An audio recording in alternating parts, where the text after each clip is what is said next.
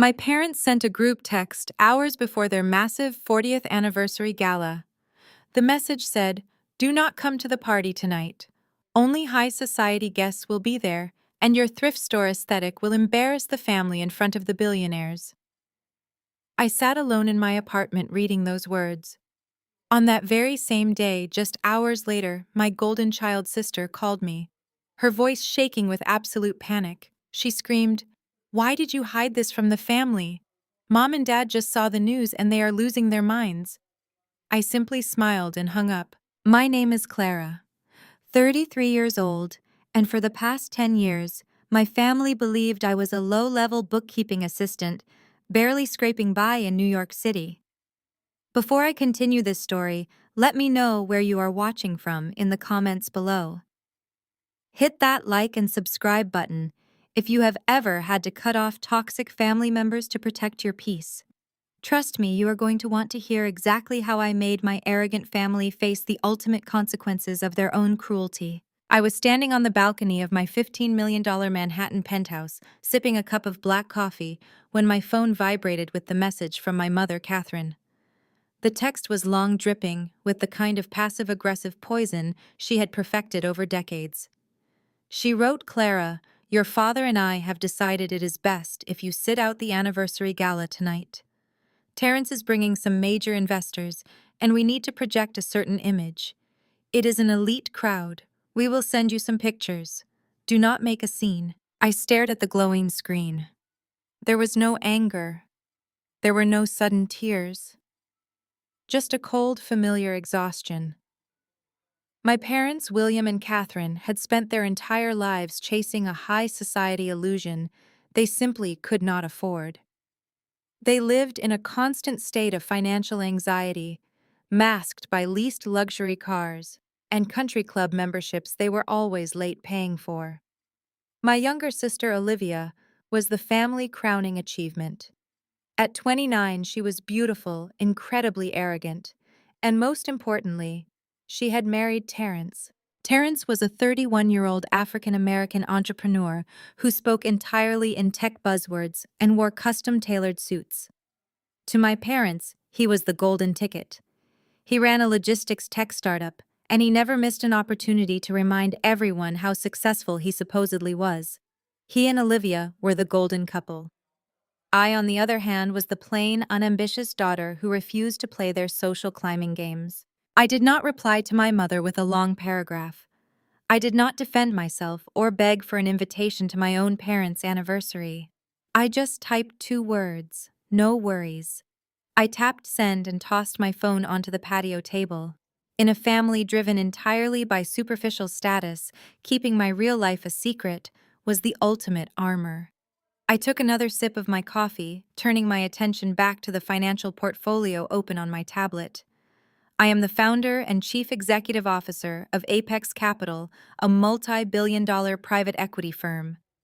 The irony of my mother sending that text was almost poetic. They were excluding me to impress elite guests, completely unaware that the very people they were desperately trying to court worked directly for me. When I graduated with a degree in finance a decade ago, my father William had scoffed at my ambitions. He stood in our living room and told me that finance was a shark tank, and I simply did not have the teeth for it. He said I should have focused on finding a wealthy husband in college, just like Olivia did. Instead of arguing with him, I packed my bags, moved to New York, and let them assume I had failed. Whenever they called to ask what I was doing, I told them I did data entry for a mid-size accounting firm. That simple lie changed my life. It stopped them from asking me for money to fund their elaborate debt-fueled lifestyle. It stopped my mother from demanding I buy her designer handbags to show off to her friends. Most importantly, it gave me the silence and isolation I needed to build my empire. I worked 90-hour weeks. I made ruthless business decisions. I built Apex Capital from the ground up, acquiring struggling companies, turning them around, and dominating the market. And all the while, my family back in Westchester assumed I was taking the subway and eating ramen noodles in a tiny studio apartment. My phone buzzed again, breaking my train of thought. This time it was a message in the family group chat from Terrence. He loved to assert his dominance whenever he felt my parents needed backup. He wrote, Clara, glad your mom talked to you. Listen, no hard feelings, but tonight is crucial for my firm. I am pitching to a top-tier billionaire investor. I need the family looking flawless. Your cheap clothes and awkward energy would just confuse my guests.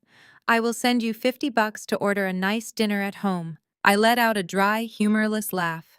Terrence was the king of fake wealth. He was a man so consumed with presenting an image of dominance that he could not see the ground crumbling beneath his very feet. My parents worshipped him because he drove a Maserati and paid for dinner at steakhouses. They conveniently ignored the whispers in the industry that his company Vanguard Logistics had been bleeding money for 2 straight years. I did not need to investigate Terrence and his failing company. His financial file was literally sitting on my office desk. For the past 3 months, Terrence had been relentlessly begging my firm Apex Capital for a Series C bailout. He was desperate for cash. He had no idea that the nameless, faceless investment board rejecting his increasingly desperate proposals was spearheaded by the sister-in-law he treated like a peasant. He thought he was playing in the big leagues, completely blind to the fact that I owned the entire stadium. I looked at the $50 he had just transferred to my account. $50 to keep me away from a party that I was about to completely dismantle. I smiled, feeling the satisfying thrill of knowing exactly what was about to unfold. My phone buzzed again against the glass of the patio table. The family group chat was lighting up with a fresh wave of notifications. Olivia had entered the conversation.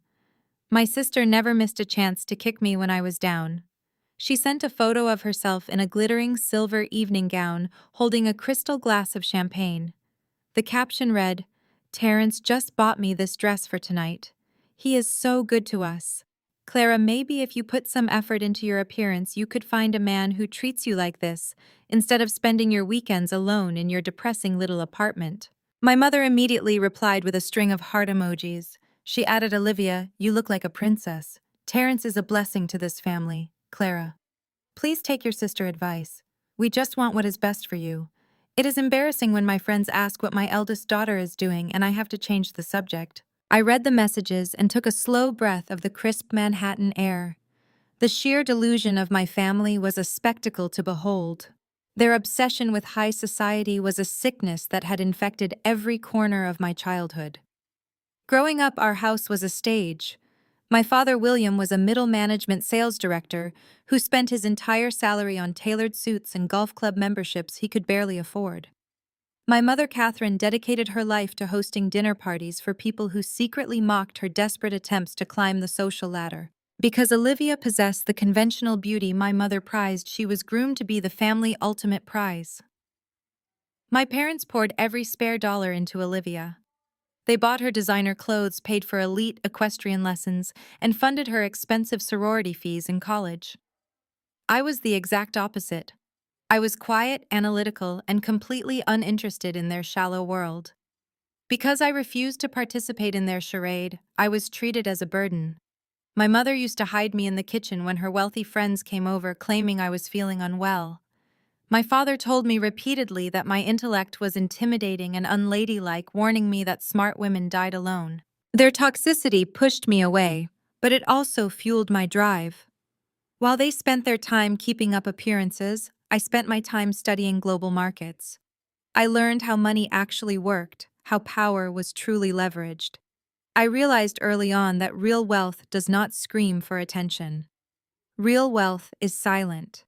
It operates behind closed doors, pulling the strings of the very people my parents worshipped. Another notification popped up on my screen. This time it was a message from my father. He wrote, "We are heading to the venue for the final walkthrough. Terrence has secured the VIP lounge for his investor pitch.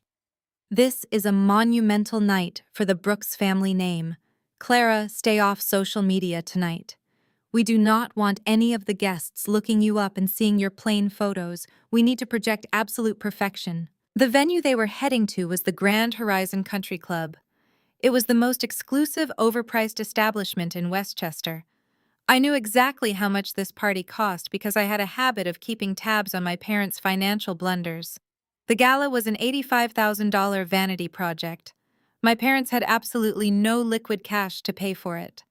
They had secretly taken out a second mortgage on their heavily leveraged suburban home just to fund a single night of champagne and caviar. They were risking total financial ruin simply to take pictures with local socialites and pretend they belonged to the upper crust of society. And the main reason they were throwing this extravagant party was to provide a stage for Terrence.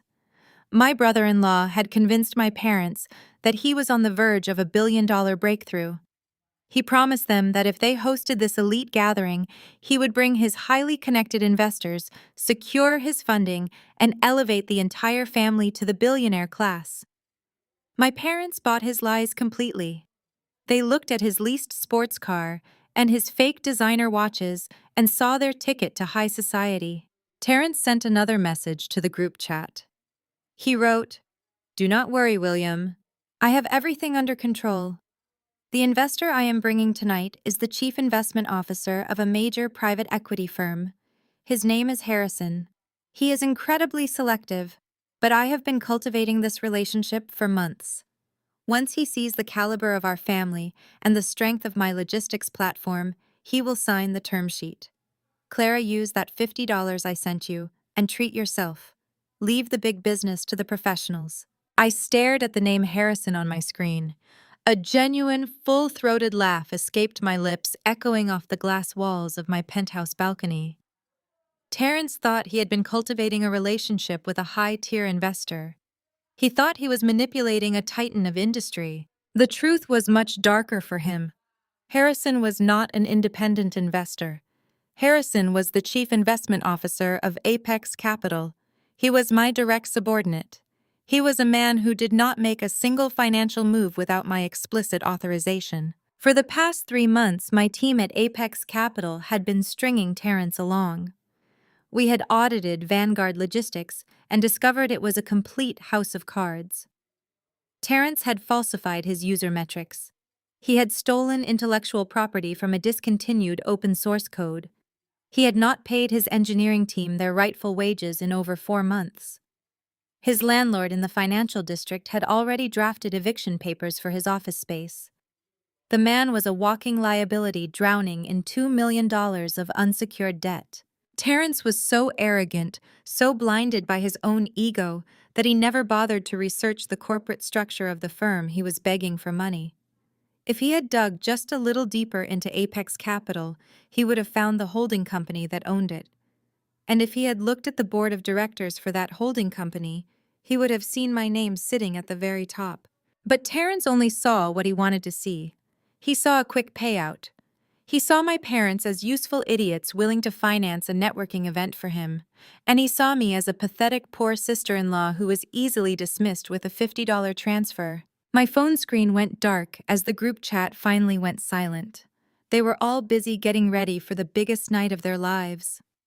They were putting on their designer gowns and rented tuxedos, blissfully unaware that the ground beneath them was about to cave in.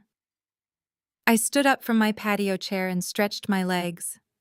The sun was beginning to set over the Manhattan skyline, casting long golden shadows across the city. It was time to get to work. I stepped off the balcony and walked into my home office. The room was a stark contrast to the chaotic, gaudy aesthetic my parents favored. It was minimalist, dominated by a massive mahogany desk and multiple high-resolution monitors displaying real-time market data. I sat down in my leather chair and woke up my primary computer screen.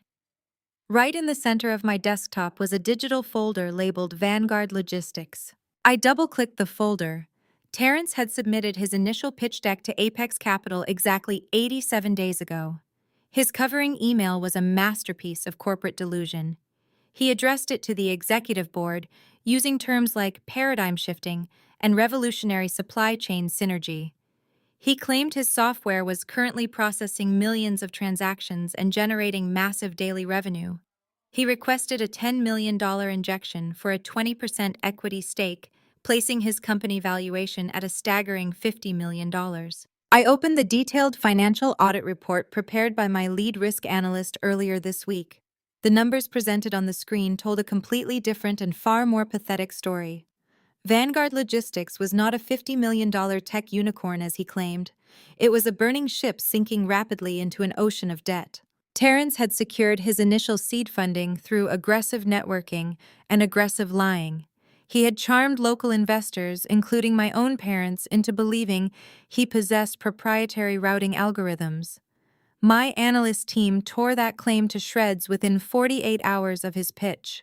The proprietary algorithm was actually a slightly modified version of a discontinued open-source project. Terrence had essentially stolen free code, slapped a new interface on it, and marketed it as a technological breakthrough. But the stolen intellectual property was just the tip of the iceberg. The audit revealed a horrifying reality regarding his daily operations. Terrence had not paid his 4 core engineers a single cent in 16 weeks. He was promising them stock options and future bonuses to keep them working, exploiting their labor while he drove a leased Maserati to country club dinners. His corporate office in the financial district was facing active eviction proceedings due to 3 months of unpaid rent. His vendor accounts were frozen solid. He had outstanding legal threats from independent contractors who built his website. The total liquid cash Vanguard Logistics currently held in its corporate accounts was barely enough to cover a decent coffee run. Terrence was operating entirely on unsecured loans, high-interest credit cards, and sheer bluffing. The $10 million Series C funding he was desperately chasing from my firm was not for expansion. It was a lifeline. He needed that money to pay off the massive debts he had accumulated, quiet the disgruntled employees, and maintain his lavish lifestyle before the authorities caught wind of his fraudulent practices. I scrolled down to read the notes my team had appended to his file. They highlighted how Terrence constantly name-dropped his affluent father-in-law, William. He heavily implied that our family possessed significant generational wealth and immense influence, using my parents' fabricated social standing as collateral to secure meetings with mid-level investors. He was using the very illusion my parents had bankrupted themselves to create, to build his own fraudulent empire. They were feeding off each other in a spectacular cycle of financial ruin. It was deeply pathetic. My parents had treated me like a social pariah because I did not wear designer clothes or brag about my accomplishments. They elevated Terrence to the status of a god simply because he possessed the audacity to lie loudly in crowded rooms. They were willing to lose their suburban home to throw an $85,000 party just so this con artist could have a pretty backdrop to beg for money. I pulled up the latest email Terrence had sent to the general inbox of Apex Capital. He had sent it earlier that afternoon, just hours before my mother told me to stay away from the gala. He wrote to Harrison directly, practically begging for a guaranteed time slot during the anniversary party. He promised a VIP experience, exclusive networking opportunities, and a chance to meet the elite circle of my family. He guaranteed that his software was ready for global deployment and only needed the strategic partnership of a visionary like Harrison to conquer the market. Reading his desperate words, I felt a surge of cold, clinical satisfaction. Terrence believed he was playing a high-stakes game of chess. He believed he was manipulating a wealthy firm into handing him the keys to the kingdom. He completely failed to realize that the board he was playing on belonged to me. The pieces belonged to me. The very man he was trying to impress answered directly to me. I closed the Vanguard Logistics folder and leaned back in my leather chair. The sheer scale of the impending disaster was almost beautiful in its inevitability. My parents had orchestrated this entire night to showcase their superior status. Terrence had orchestrated this night to secure a fraudulent fortune. They had deliberately excluded me because they thought my presence would shatter their perfect illusion. They thought I was a massive liability. They thought my quiet demeanor and lack of flashy accessories meant I was entirely devoid of power or influence. They had absolutely no idea that I was the executioner.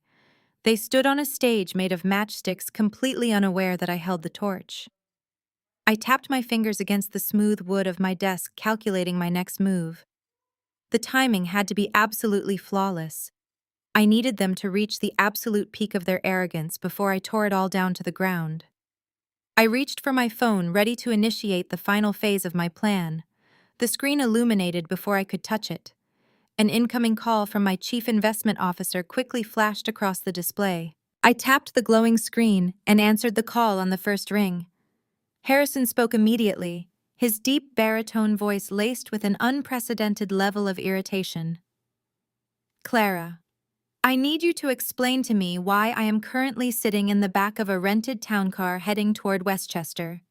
This man, Terrence, has absolutely crossed the line from persistent to completely unhinged. I leaned forward, resting my elbows on the mahogany desk. Good evening to you too, Harrison. Please tell me exactly what our prospective client has done now to earn such a glowing review. Harrison let out a heavy sigh. He sent a driver to my private residence. Not to my office, Clara. My private residence. The driver handed me a mahogany box containing what Terrence claimed were authentic pre-embargo Cuban cigars. My security team scanned them. They are cheap knockoffs wrapped in counterfeit labels. The sheer audacity of this man to think he can bribe me with fake luxury goods is insulting to my intelligence. I smiled, imagining Terrence frantically searching for cheap cigars to impress a billionaire. He is trying to project an image of extreme wealth, Harrison. You have to appreciate his dedication to the performance. It is a pathetic performance, Harrison replied sharply. But the cigars are just the beginning of this circus. For the past 48 hours, my executive assistant has been bombarded with emails from his team. Terrence promised me a premium networking experience tonight. He claims his wife family, the Brooks family, represents the pinnacle of old money in New York.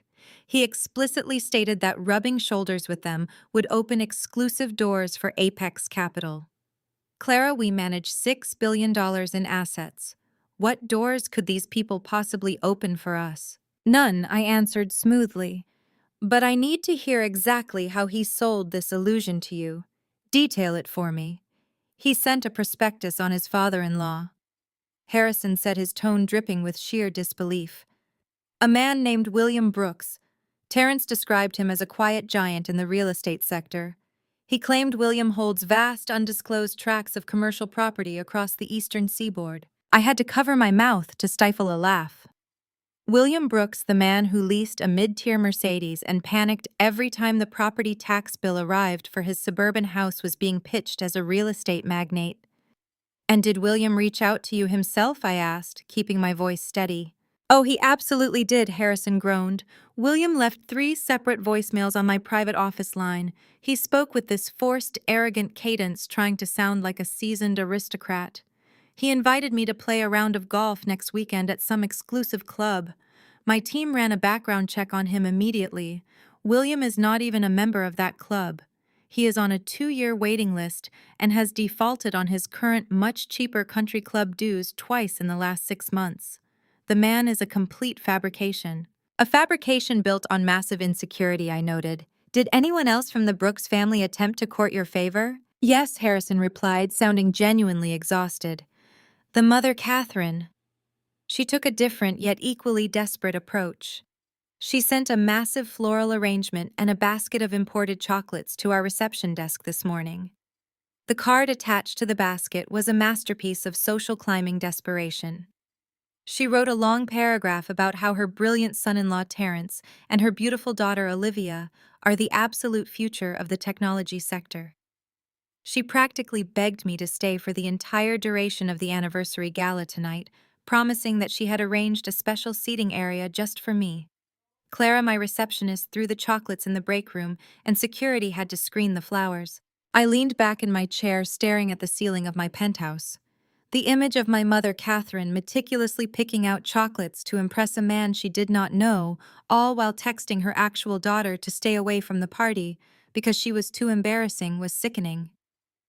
They were bowing down and groveling to a man who took direct orders from the very daughter they despised. Harrison, I said quietly, you must understand the psychology of people like Terrence and William. They operate on the assumption that everyone else is as easily fooled by shiny objects as they are. Terrence thinks throwing a lavish party will mask his unpaid payroll. William thinks name-dropping golf courses will hide his second mortgage. They are desperately trying to build a bridge to our level, using nothing but empty promises and maxed-out credit cards. It is a waste of my time, Harrison stated firmly. Clara, I have reviewed the financial audit your risk analysts prepared. Vanguard Logistics is completely insolvent. Terrence has zero proprietary technology. He has zero capital. He is a fraud. I do not understand why you have not authorized me to simply crush his proposal and block his company from our network. Why are you making me attend this anniversary party in Westchester tonight? You usually handle these rejections with a single email. Because a simple email does not send the right message in this particular scenario, I replied, my voice turning icy. Terrence has spent months leveraging the Brooks family name to secure meetings he does not deserve. He has used their fabricated status as collateral to steal time from my firm. I need to see the full extent of this operation in person. I need to see how they perform when they think they have finally won. So I am just bait. Harrison concluded, his tone shifting from irritated to professional. You want me to walk into that room, let them fawn over me, and wait for you to pull the plug on the entire operation? Exactly, I said. Terrence thinks he is bringing you to a room full of elite, untouchable socialites. He wants to use you to validate his own massive ego. I want him to feel absolute confidence. I want William to puff out his chest and Catherine to flaunt her rented jewelry. I want them to think they have secured the $10 million bailout that will save their pathetic charade. Harrison chuckled darkly. You have a specific angle here, Clara. I have worked for you for 4 years, and I have never seen you take such a personal interest in destroying a low-level fraud. You are usually entirely detached from the destruction of these fake startups. This one requires a personal touch, I answered smoothly. Terrence has crossed lines that require a definitive, unmistakable correction. I need him to understand exactly who holds the power. I need his investors, his family, and his entire network to witness the exact moment his house of cards collapses. A rejection letter allows him to spin a narrative and play the victim. A public dismantling leaves no room for his lies to survive. Harrison remained silent on the other end of the line for a long moment. When he finally spoke, his voice held a newfound layer of respect. I understand completely, Clara. I will play the part exactly as you need me to. I will walk into that venue, I will accept their desperate flattery, and I will wait for you to arrive. Excellent, I said. But there is one more detail we need to cover before you arrive at the gala. Have you reviewed the final acquisition paperwork for the Grand Horizon Country Club? I heard paper rustling. Yes, Harrison confirmed. Contracts cleared an hour ago. Apex Capital officially owns the club and surrounding real estate. The previous board is dissolved and our team assumes operational control at midnight. Which reminds me, previous management left a massive outstanding balance for a private event tonight. Some 40th anniversary party. I smiled, feeling a deep sense of victory. The Grand Horizon Country Club was where my parents were hosting their lavish gathering. They had booked a facility they absolutely could not afford, relying on a payment plan they had already defaulted on, completely oblivious that my company had just purchased the estate out from under them. Harrison, I said, my voice turning icy and precise. I want you to arrive at the gala exactly at 8 o'clock tonight. Do not engage in any serious business discussions with Terrence. Let him buy you a drink. Let William try to impress you with his fake golf handicap. Let Catherine show off her rented jewelry. But do not commit to a single thing. Just wait for me. You are coming to Westchester? Harrison asked, sounding genuinely surprised. I thought you said this family was entirely beneath your time and energy. They were, I replied, standing up from my leather office chair and walking toward the floor-to-ceiling windows of my penthouse. But they just sent me a message explicitly telling me to stay away because I am not high society enough for their guests. They told me I would embarrass them. I think it is time I properly introduce myself to the people who think they hold all the power. I ended the call and tossed my phone onto the desk. Acquiring the Grand Horizon Country Club had not been a sudden whim. We purchased distressed assets and turned a profit. The club had been failing for 3 years, buried under terrible management and mounting taxes.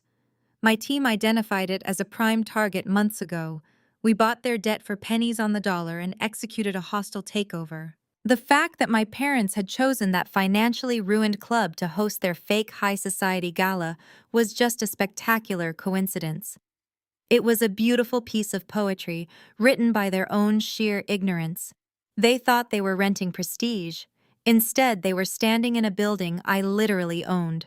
I walked out of my home office and moved toward my master's suite. It was time to get ready. For the past decade, whenever forced to attend a family function, I purposefully dressed down. I wore simple clothing to avoid drawing bitter critiques. I kept my hair pulled back and wore minimal makeup, allowing Olivia to command the spotlight she desperately craved. I played the part of the plain sister because it kept their toxic attention away from my actual life. But tonight required a different approach. Tonight called for absolute undeniable armor. I stepped into my closet, scanning designer garments. I bypassed conservative navy suits. My eyes landed on a piece purchased during a business trip to Milan. It was an impeccably tailored tuxedo suit in a deep shade of charcoal gray. The cut was razor sharp, exuding authority and dominance. It was not a dress meant for blending into the background. It was designed for a woman who owned the room the second she stepped inside. I laid the suit across the velvet ottoman and moved to my jewelry safe. Bypassing simple pearl earrings, I reached for a black velvet box in the back. Inside lay a breathtaking diamond tennis necklace. The stones were flawless, refracting light with blinding brilliance. It was an unmistakable display of extreme wealth. That single piece of jewelry was worth more than my parents' entire retirement fund. I spent an hour transforming myself. I applied makeup with sharp, defined lines, abandoning the soft look I usually favored. I pulled my dark hair into a sleek chignon at the nape of my neck. When I slipped into the charcoal suit and fastened the diamond necklace, I looked in the full-length mirror. The woman staring back at me was a stranger to the Brooks family. She was not the submissive daughter who accepted their endless insults. She was not the awkward sister who allowed herself to be hidden in kitchens. She was the chief executive officer of a multi-billion-dollar empire. She was a predator stepping into a room full of arrogant prey. I grabbed my clutch and phone, feeling the cool weight of diamonds against my collarbone. I walked out of my penthouse and took the private elevator down to the underground parking garage. My driver was already waiting beside my black luxury sedan, holding the rear door open for me. "Good evening, Ms. Brooks," my driver said. "Good evening, David," I replied, sliding into the luxurious leather seat. "Take me to the Grand Horizon Country Club in Westchester. And please do not pull up to the main entrance. I want to arrive through the service doors." I leaned back as the car door closed. The engine purred to life and we pulled out into the streets. The drive would take just under an hour. I closed my eyes, visualizing the grand ballroom and the panic about to unfold. They desperately wanted a high society event. I would give them a lesson in real power. The ride through the darkened highways of upstate New York was quiet. I watched the city skyline fade into the distance, replaced by the sprawling roads of Westchester County. The Grand Horizon Country Club soon came into view, sitting atop a manicured hill like a glowing beacon of old money. It was an imposing structure built with classic stone and surrounded by perfectly green golf courses. As my driver navigated the long driveway, we passed a line of luxury vehicles waiting for valet service. I saw Porsches, Range Rovers, and rented limousines. It was a parade of desperate people trying to prove they belonged. David smoothly steered the Maybach away from the brightly lit main entrance, taking a discreet service road that curved around the building. This path was reserved for catering trucks and staff deliveries. We bypassed the red carpet completely. The car glided to a halt in front of heavy metal double doors. A single flickering light bulb illuminated the loading dock. It was the perfect entrance for someone who actually owned the property. David parked the car and quickly stepped out to open my door. The cool night air hit my face as I stepped onto the concrete. I adjusted the lapels of my tailored charcoal suit and took a deep breath. "Wait right here, David," I instructed softly. "I do not plan on staying for the entire evening. This will merely be a brief and necessary correction of family dynamics." "Understood, Ms. Brooks," he replied, taking his place beside the vehicle. I walked toward the heavy metal doors. They were propped open slightly to let heat escape from the busy kitchen inside. Pushing them wide, I stepped into the chaotic underbelly of the country club.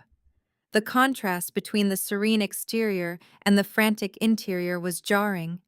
The hallway was a maze of stainless steel prep tables and industrial refrigerators. Waiters in crisp white shirts and black bow ties rushed past me, carrying silver trays loaded with very expensive appetizers. The thick smell of roasted garlic truffle oil and searing steak hung heavy in the air. Event coordinators wearing headsets shouted instructions over the clatter of silverware. Nobody stopped me. Nobody asked for my credentials. When you walk with absolute authority wearing a suit that costs more than a car and diamonds that catch every sliver of light, people naturally move out of your way. The staff parted like the Red Sea, assuming I was either a furious VIP guest or a high-ranking executive. Technically, I was both. I navigated the labyrinth of service corridors moving steadily toward the grand ballroom. I knew the layout of this building intimately. My team had spent the last 2 weeks mapping every square foot of the property during the acquisition phase. I turned a corner heading for the secondary staging area situated just behind the main dining hall. That was when I heard it. A shrill, piercing voice cutting through the clatter of the busy kitchen staff. I specifically asked for the premium caviar to be served exclusively in the VIP lounge. Why are there trays of it going out to the general reception area? Do you have any idea how important my son-in-law guests are tonight? Stop those waiters immediately. It was Catherine, my mother. I paused, stepping into the shadow of a large floral staging rack to observe the scene. Catherine stood in the middle of the hallway, blocking the path of a terrified catering manager. She wore an emerald green gown that was far too tight and pearl earrings that looked desperately out of place. Her hair was sprayed into a rigid, unnatural shape. She was vibrating with stress, treating the staff like absolute garbage to overcompensate for her own massive insecurities. The catering manager clutched his clipboard, looking apologetic but firm. "Ma'am, the contract clearly stated the caviar was for the entire guest list. If you want to restrict it now, I have to alter the service flow, and we are already behind schedule." "Then alter it." Catherine snapped her face, turning an angry shade of red. "This is my 40th anniversary gala. I am paying you to follow my instructions. Fix it before Mr. Harrison arrives, or I will have you fired." I stepped out from behind the floral rack, my heels clicking sharply against the tile floor. The sound was distinct enough to make both of them turn around. The catering manager looked relieved by the sudden distraction. Catherine, however, froze completely. The color drained from her face so fast she looked physically ill. Her eyes went wide, darting from my polished shoes up my tailored suit and finally locking onto the diamond necklace resting at my throat. For a split second, she did not even recognize me. I looked nothing like the submissive plain daughter she was used to bullying. But as her gaze met my eyes, the terrible realization hit her. "Clara?" She hissed the word, escaping her lips like a curse. "Hello, Mom," I said evenly, stopping a few feet away from her. "The caviar dispute seems a bit trivial, do not you think?" Catherine abandoned the catering manager entirely. She lunged forward, her manicured fingers clamping down hard on my forearm. Her grip was desperate and painfully tight. She yanked me away from the main corridor, dragging me forcefully toward a small, isolated service pantry near the dishwashing station. She shoved me inside and slammed the heavy wooden door shut, sealing us in a cramped room smelling of bleach and damp towels. "Are you insane?" she whispered viciously, her eyes blazing. "I sent a message forbidding you from coming tonight. What part of stay away did you not understand? You showed up unannounced to ruin our perfect night out of pure spite." I looked down at her shaking hand, which was still gripping my sleeve. I slowly pried her fingers off my jacket. "I am not here to ruin anything tonight," I simply replied. Catherine stared at me, her chest heaving with panicked breaths. Her eyes darted aggressively over my tailored charcoal suit and the diamond tennis necklace catching the harsh fluorescent light of the service pantry. For a fraction of a second, I saw a flicker of confusion cross her face. She was trying to compute how the daughter she deemed a financial failure was standing before her, looking like a billionaire. But Catherine was a master of denial. Her mind quickly constructed a reality she could accept. "You rented that suit?" she hissed, her voice dripping with absolute disgust. "And fake diamonds, really, Clara. You actually spent your meager savings on a costume just to sneak into a party you were expressly forbidden from attending. This is a new low even for you. I did not correct her. Let her believe the diamonds were cubic zirconia. Let her believe the suit was borrowed. The higher her arrogance climbed, the harder the inevitable fall would be. I am not wearing a costume, Catherine, I said, maintaining my calm, steady tone. I am simply dressed appropriately for the venue. Appropriate, she spat the word out like it was venom. You have no idea what appropriate means. There are billionaires out in that ballroom. Real titans of industry. People who control actual wealth, not data entry clerks playing dress-up. Terrence has invited his most critical investors tonight. The entire future of this family relies on his pitch to Mr. Harrison. If he secures this funding, we are finally secure. We will be part of the inner circle. I will not let your pathetic jealousy jeopardize our only chance at real status. You are talking about Terrence securing a $10 million investment, I noted, carefully watching her reaction. Her eyes narrowed defensively. How do you know the exact figure? Have you been snooping through Olivia's social media? It does not matter. Yes, $10 million. A number you could not even comprehend. Terrence is a genius. He built a logistics empire from the ground up, and tonight is his coronation. He needs absolute perfection. The investors he brought are highly sensitive to appearances. If they see you, if they find out my eldest daughter is a miserable wage worker who crashes parties out of spite, they will think our family lacks pedigree. They will walk away from the deal without a second thought. I took a slow, measured breath, absorbing the sheer toxicity of her worldview.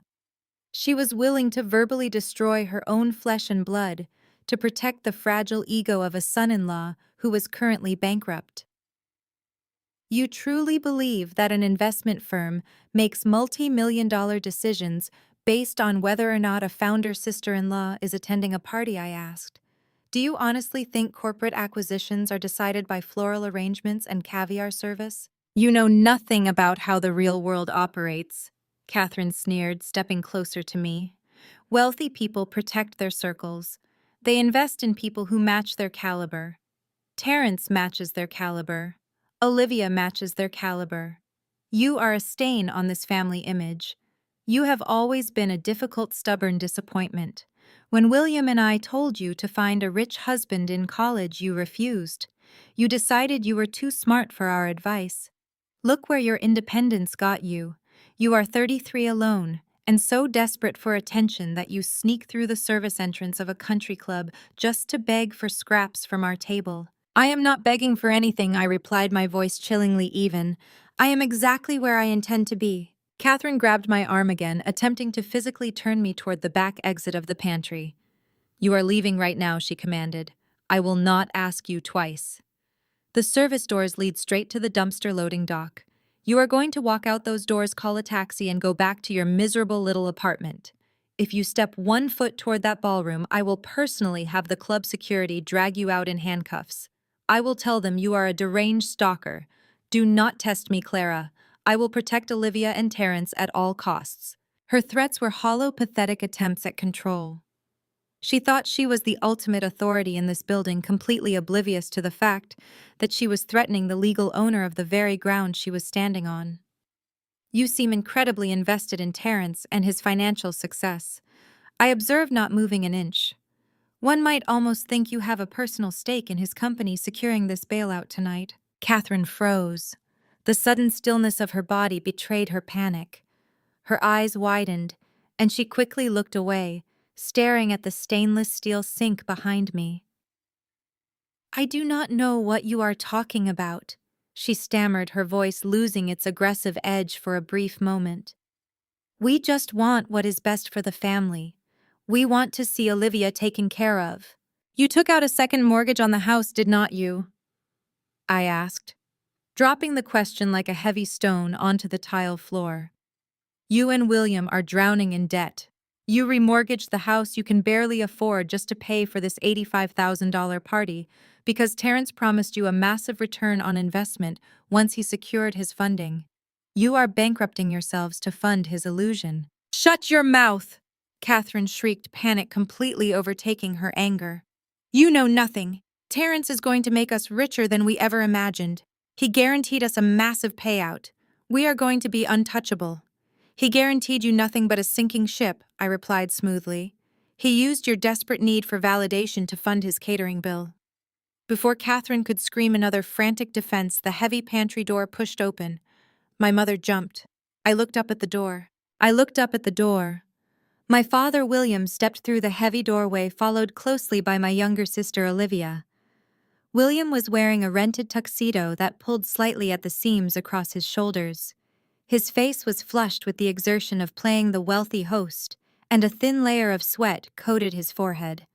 Olivia was right behind him, draped in the glittering silver evening gown she had bragged about in the group chat. She looked like a shiny ornament, entirely decorative and completely hollow.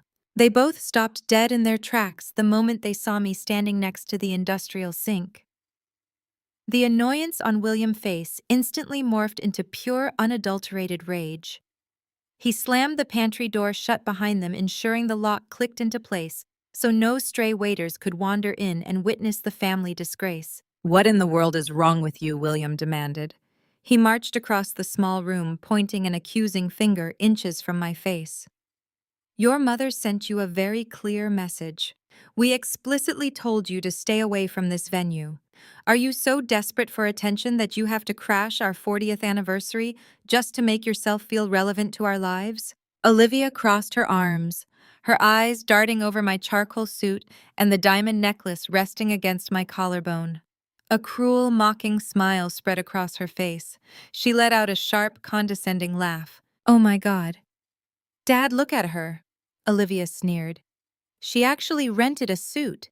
And those fake diamonds. Clara, this is beyond pathetic. Did you empty your entire savings account just to play dress-up for one night? You look like a cheap imitation of a successful person. Terrence warned us you might try something desperate like this. He said people who fail at life always try to tear down those who succeed. I kept my posture perfectly straight, my hands resting loosely at my sides. The sheer magnitude of their delusion was fascinating. They were projecting all their own insecurities onto me. William was the one wearing a rented suit. Olivia was the one wearing a dress bought with fraudulent credit. Yet they stood there absolutely convinced of their own superiority. I am not here for attention, William, I replied, my voice steady and completely devoid of the panic they expected. I am merely attending the event taking place on my property. Your property? William barked out a harsh, demeaning laugh. You rent a shoebox apartment in a dirty borough and input numbers into a spreadsheet for minimum wage. Do not stand in this country club and try to act superior to us. You have no idea what it takes to operate in these circles. Terrence is out there right now negotiating with a billionaire. He is securing a future for this family, a future you have absolutely no part in because you refused to listen to me when you were younger. He stepped closer, trying to use his physical size to intimidate me, a tactic that had worked when I was a teenager but was utterly useless now. You have always been a dark cloud over this family, Clara. You were stubborn. You refused to network. You refused to find a man who could elevate our status. Look at your sister. Look at what she accomplished by being smart and aligning herself with a winner like Terrence. She is about to be the wife of a tech mogul. And you are just a bitter, lonely woman hiding in a service kitchen. Olivia stepped up beside him, emboldened by our father's harsh words. You are just jealous, Clara. You have always been jealous of me. You hated that Mom and Dad loved me more. You hated that I got the best clothes and the best vacations. And now you hate that I found a man who treats me like royalty while you have absolutely nobody. Terrence is a genius. His company is changing the world and he is about to become incredibly wealthy. You are just a sad data entry clerk who wants to drag us down to your miserable level. The irony was so thick I could practically taste it. Olivia was boasting about her husband's genius, entirely unaware that his so-called genius consisted of stealing open-source code and committing massive financial fraud. She was bragging about his wealth, completely ignorant of the fact that he was facing imminent eviction and dodging calls from unpaid employees. She had tied her entire identity, her entire sense of worth to a man who was nothing more than a well-dressed scam artist. You seem very confident in Terrence and his financial stability. Olivia, I observed, keeping my expression perfectly neutral. Tell me, has he shown you the actual balance sheets for Vanguard Logistics lately? Has he mentioned the eviction notices or the unpaid payroll? Or does he just buy you shiny dresses to keep you quiet while he burns through high-interest credit cards to maintain this illusion? Olivia's face contorted with outrage. How dare you? Terrence is securing a $10 million valuation tonight. Mr. Harrison is going to hand him a check that will set us up for life. You are just making up garbage because you are a pathetic loser. Catherine, who had been standing silently by the door, finally found her voice again. William, we have to get her out of here right now. If Terrence sees her, he will be furious. If Mr. Harrison sees her, he will think we associate with absolute trash. The investors demand pedigree. They demand perfection. She is going to ruin the biggest night of our entire lives. William grabbed my upper arm, his grip bruising and desperate. You are leaving, now. You are going to walk out that back door, walk down the service road and disappear into the dark. If you ever try to contact us or Terrence again, I will personally file a restraining order. You are a disgrace to the Brooks name. I will not let your jealousy destroy my son-in-law pitch. I did not pull my arm away immediately. I looked at William's hand, then up at his flushed, angry face. You talk about the Brooks name as if it carries weight, I said softly, my words cutting through his rage like a scalpel. The Brooks name is currently associated with a defaulted second mortgage, maxed-out credit limits, and a desperate dependence on a fraud. You do not have a legacy, William. You have a mountain of debt and a closet full of leased suits. William's face went entirely purple. He raised his hand, pointing a trembling finger right between my eyes. I am going to call the security guards. I am going to have them drag you out of this building and throw you onto the street.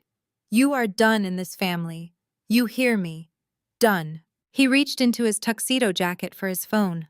Olivia crossed her arms, a triumphant smirk returning to her face, completely satisfied that her father was finally going to physically remove me from their presence. Catherine let out a long breath of relief, smoothing down the front of her sequined gown. They were all so certain that they had won. They were so certain that their aggressive bullying had successfully neutralized the threat I posed to their fragile fake reality. Before William could unlock his phone screen and dial the club security desk, the heavy metal door of the service pantry swung open once more. We all turned to look. Terrence stepped into the harsh fluorescent light of the kitchen.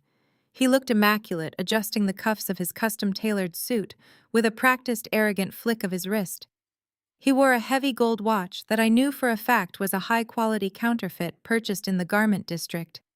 The second hand ticked with a slight stutter that gave it away instantly. His posture radiated false confidence and armor designed to intimidate the weak. He took in the scene before him, William holding his phone, Catherine clutching her chest, Olivia sneering, and me standing perfectly calm against the prep table. Terrence rolled his eyes and let out a loud, dramatic sigh. He shook his head, looking at my parents with the condescending expression of a disappointed teacher scolding unruly children. Unbelievable, Terrence muttered. I told you she would try to crash. William, put your phone away. Security dragging her out through the service corridors is the last thing we need right now. Do you want Harrison to see uniformed guards wrestling with a deranged woman in the hallway? We handle this quietly, and we handle it right now. William immediately lowered his phone, eager to obey the man he viewed as his financial savior. Catherine let out a shaky breath, stepping behind Terrence as if he were a human shield.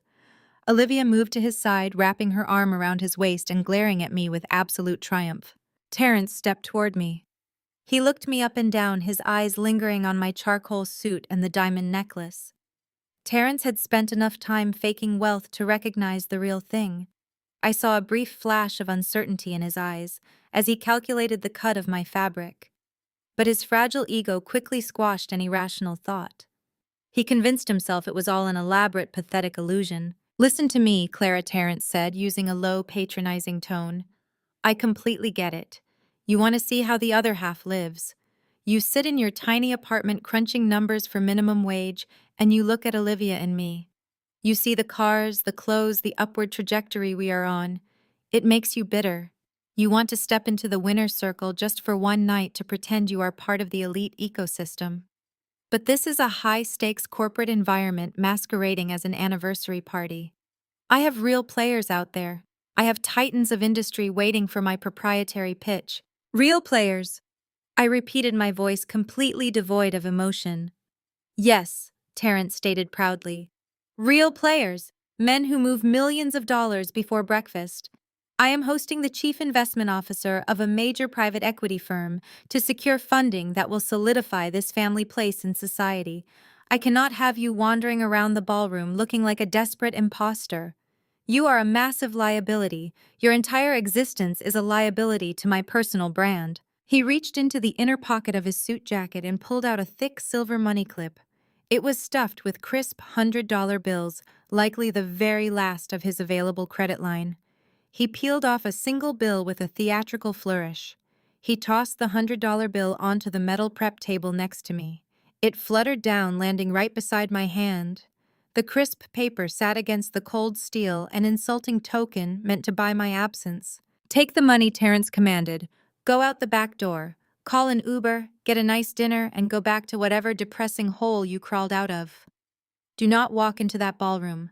Do not embarrass a successful black man trying to secure generational wealth because you are bitter about your own miserable failures.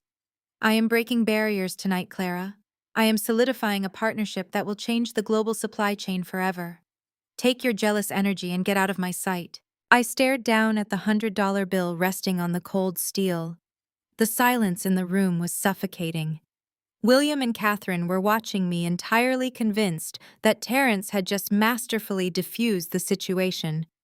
Olivia looked incredibly smug, her chin tilted upward, absolutely reveling in the sight of her husband treating me like a charity case. They all waited for me to crumble. They expected me to snatch the money, burst into tears of humiliation, and run out the back door in shame. They expected the weight of their combined cruelty to finally break my spirit. I did not touch the money or move toward the exit. I slowly shifted my gaze back to Terrence's face. I let a slow, chilling smile spread across my lips. You want me to go out the back door? I asked softly. It is for the best, sweetie, Catherine chimed in, offering fake sympathy now that Terrence had taken charge. Just go. Your sister has a beautiful life ahead of her. I ignored my mother entirely. My eyes remained locked on Terrence. I could see a single bead of sweat forming at his temple. The air conditioning in the kitchen was running on full blast, yet the man was visibly perspiring. He was terrified Harrison would leave before the pitch was completed. He was standing on a cliff edge thinking $100 bill would secure his footing. Generational wealth, I said, rolling the words around in my mouth. That implies you actually have something of value to pass down. It implies you are building a legacy rather than digging a massive grave. Terrence frowned, his false confidence wavering slightly. What are you talking about? Just take the cash and leave, Clara. I do not have time for your weird riddles. Oh, I assure you, Terrence, this is not a riddle, I replied, completely stripping away the docile daughter persona they were used to seeing. This is a straightforward financial assessment. You stand here lecturing me about elite investors, throw money at me, and tell me not to embarrass you. But the only person embarrassing themselves tonight is you. You speak of changing the global supply chain, yet you cannot even grasp the basic reality of the room you are currently standing in. Let us talk about the truth behind your so-called success. Let us talk about the truth behind your so-called success. I did not raise my voice. The quiet authority in my tone forced the air out of the room, making my father take a sudden step back. Terrence crossed his arms, trying to maintain his posture of dominance, but his eyes darted around the small kitchen, searching for an escape. You want to talk about success, Terrence? I began, taking a step away from the stainless steel counter. Real wealth does not demand an $85,000 party to prove its existence to strangers. Real wealth does not throw crumpled $100 bills at family members in a service pantry to mask its own profound insecurities. I picked up the $100 bill from the table. I held it between my thumb and index finger, showing it to the four of them.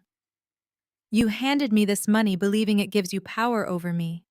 You believe holding cash makes you untouchable. Let me explain something you clearly do not understand about money. Cash is loud, but leverage is silent, and right now you have absolutely zero leverage. Olivia scoffed, tossing her hair. What is she talking about? Terrence just gets security. She is having a mental breakdown. I am having absolute clarity, Olivia, I replied, turning my gaze to my sister. You spent your entire life believing you were superior, simply because our parents bought you prettier dresses. You stand here tonight in a gown you could not afford, clinging to a man actively lying to you about his financial stability, and you call me pathetic. It is fascinating. My mother stepped forward, her voice shrill and trembling. How dare you speak to your sister that way? Olivia is married to a brilliant entrepreneur. They are building a legacy. You are just a bitter, jealous woman trying to tear them down. I shifted my focus to Catherine. A legacy, Mom? I asked. Is that what you call the second mortgage you secretly took out last month to pay the deposit for this venue? The silence that followed was absolute. Catherine's face drained of color, turning a sickly ashen white. Her jaw went slack. Beside her, William froze, his eyes widening in pure shock. That is right, I continued, my voice smooth and unrelenting. I know about the second mortgage. I know about the 3 maxed-out credit cards paying the florist. You are drowning in debt, William. You are so desperate to appear wealthy to people who do not even know your last name that you bet your entire suburban home on Terrence and his fake tech empire. You put your future on the line for a man who cannot even pay his office rent. That is a lie. William stammered, his voice lacking its usual booming authority. Terrence is securing a $10 million investment tonight. He guaranteed us a massive return. He is going to pay off the house and elevate our family. I looked at Terrence. He was no longer wiping a single bead of sweat from his temple. He was sweating profusely. His custom-tailored suit suddenly looked like a straitjacket. He swallowed hard, staring at me with confusion and growing terror. He could not figure out how the plain, boring sister-in-law knew the exact details of his private financial arrangements. Did you guarantee them a return, Terrence? I asked, stepping right into his personal space. Did you tell William and Catherine that your meeting with Harrison tonight was a sure thing? Because that is a very dangerous promise to make to people who are currently facing foreclosure. Terrence puffed out his chest, trying to salvage his ego. You have no idea what you are saying. You hacked my emails. You are a cyber criminal. I am pitching the chief investment officer of a multi-billion-dollar private equity firm. Mr. Harrison does not take meetings with losers. He is here because my logistics software is revolutionary. He is here because I am a visionary. He is here because I told him to come, I said. The words hung in the air, heavy and immovable. Terrence blinked, his brain failing to process the sentence. Olivia let out a confused, nervous laugh. What are you talking about? Olivia sneered. You do not even know who Mr. Harrison is. You work in data entry. You probably read an article about him online and now you are trying to sound smart. It is embarrassing, Clara. Just stop. I did not look at Olivia. I kept my eyes locked on Terrence. You pitched Apex Capital, I stated clearly. You submitted a deck 87 days ago. You requested a $10 million Series C funding round in exchange for 20% equity. You claimed your company was valued at $50 million. You claimed your proprietary algorithm was processing hundreds of thousands of transactions daily. You presented yourself as the next titan of the logistics industry. Terrence took a physical step backward, bumping into the stainless steel refrigerator behind him. His mouth opened, but no sound came out. The arrogance had been completely wiped from his face. You lied on every single page of that prospectus, I continued, my voice echoing coldly in the small room. Your algorithm is a slightly modified version of a discontinued open-source project. You stole free code and tried to sell it as a technological breakthrough. Your user metrics are completely fabricated. But the most pathetic part, Terrence, is your payroll. You have not paid your 4 core engineers a single cent in 16 weeks. You promised them future stock options while you lease a Maserati to impress my parents. That is not true, Terrence whispered, his voice cracking. Who told you this? How did you get access to my confidential files? Because those files were submitted to my firm, I said. William let out a scoff. You do not own a firm, Clara. Stop this ridiculous madness, right now. I turned my attention squarely to my father. He stood there, a man who had spent 3 decades dictating my worth based on his own shallow metrics, now trying to command a situation he completely and fundamentally misunderstood. I am not stopping anything, William. I am just getting started. I reached into the inside pocket of my tailored charcoal suit jacket and withdrew a folded sheet of paper. I did not need to look at it to know the numbers. They were burned into my memory. But the physical prop was effective. I held it up, letting the harsh kitchen light catch the official bank letterhead. Let us talk about your finances, Dad. Let us talk about the $52,000 remaining on your primary mortgage, a manageable sum for a man nearing retirement. But then, precisely 21 days ago, you finalized a second mortgage. You leveraged the entire equity of the house you have lived in for 30 years. You took out a high-interest short-term loan of $120,000. William took a sharp intake of breath. His chest stopped puffing out. His hands, which had been clenched into fists at his sides, suddenly went limp. "That is private information," Catherine screeched, lunging forward as if she could snatch the paper from my hand. "It is illegal for you to have that. You stole our mail." I sidestepped her clumsy attempt with ease. "I did not steal your mail, Mom. I own the private equity firm that recently acquired the regional bank holding your incredibly toxic debt. When my analysts flag highly risky, unsecured secondary mortgages taken out by people with zero liquid assets, those reports cross my desk." Imagine my surprise when I saw my own parents' names at the very top of the high-risk foreclosure list. Olivia looked back and forth between us, her glittering silver dress catching the light as she shifted uncomfortably. "Dad, what is she talking about? You said the party was paid for by the returns on your commercial real estate investments. You said you had plenty of capital." I laughed, a harsh echoing sound in the narrow space. "Commercial real estate investments. Olivia, your father manages a regional sales team for a paper supply company. He has never owned a single piece of commercial real estate in his entire life. He drives a leased car, he wears rented suits, and he just risked his only actual asset to throw a party he hoped would buy him entry into a world that despises him." I looked directly into William's eyes, watching the decades of false authority shatter. "You spent $85,000 on this single evening." I read the itemized receipts from the club management system. $20,000 went to the caterer. $15,000 went to the imported floral arrangements that will be thrown in the dumpster by midnight. You spent $10,000 on a string quartet that is currently playing in the lobby for guests who do not even know your middle name. You spent another $30,000 to secure the grand ballroom, hoping the sheer scale of the venue would convince everyone you are old money. Catherine began to weep, pressing her hands against her face.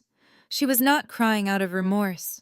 She was crying because her facade was being ripped away in front of her golden child and her supposedly billionaire son-in-law. "We had to do it," Catherine sobbed, pointing a shaking finger at Terrence. "We had to make the right impression. Terrence told us that if we provided the right venue, if we created the perfect networking environment, Mr. Harrison would sign the funding agreement tonight. Terrence promised us a 500% return on our investment within 6 months. He said we would be able to pay off the second mortgage and buy a vacation home in the Hamptons. We did this for the family." I turned my gaze to Terrence. He was backed against the industrial refrigerator, looking like a trapped animal. The arrogant swagger was entirely gone. He realized in that exact moment that not only was his own company bankrupt, but the wealthy in-laws he thought he could leech off of were completely destitute. They had bet their last dollar on him, and he had absolutely nothing to give them. "A 500% return?" I asked, raising an eyebrow at Terrence. "Is that what you promised them? Did you actually convince 2 senior citizens to leverage their primary residence based on a completely fabricated software valuation? Because where I operate, Terrence, that is not just lying to your in-laws. That is financial fraud. I did not force them to do anything," Terrence stammered, holding his hands up defensively. His voice lacked any of its previous commanding tone. "They chose to host this party. They offered to invite investors. I just told them my company was growing. I never forced William to take out a loan." "He is lying," William shouted, his voice cracking with panic and betrayal. "You sat in my living room and told me your company was worth $50 million. You said if I helped you create an elite environment to close this deal, you would give me a seat on your board. You said the payout was guaranteed. There are no guarantees in private equity, William stated coldly. And there is certainly no payout coming from a company that cannot even afford to pay its own janitorial staff. You bet your house on a man who prints fake balance sheets. Olivia grabbed Terence by the lapels of his custom suit. Tell me she is lying, Terence. Tell me we are not broke. Tell me you have the money you promised us. Terence could not look her in the eye. He stared at the floor, his breathing ragged. I am securing the funding tonight, Olivia. Mr. Harrison is out there. Once he signs the term sheet, everything will be fine. I just need to get out of this kitchen and complete the pitch. He tried to push past me toward the heavy metal door leading to the ballroom, desperate to escape the collapse of his personal life and salvage his professional one. I stepped effortlessly into his path, blocking the exit. You are not pitching anyone tonight, Terence, I said, my voice dropping to a dangerously quiet volume. Mr. Harrison is not going to sign a term sheet. He is not going to hand you a $10 million check. He is not going to save Vanguard Logistics, and he is certainly not going to save my parents from the foreclosure they brought upon themselves. Move out of my way, Clara Terrence demanded, trying to summon a threatening tone. You have done your damage. You ruined the mood. Now get out of my way before I move you myself. I did not flinch. I did not step aside.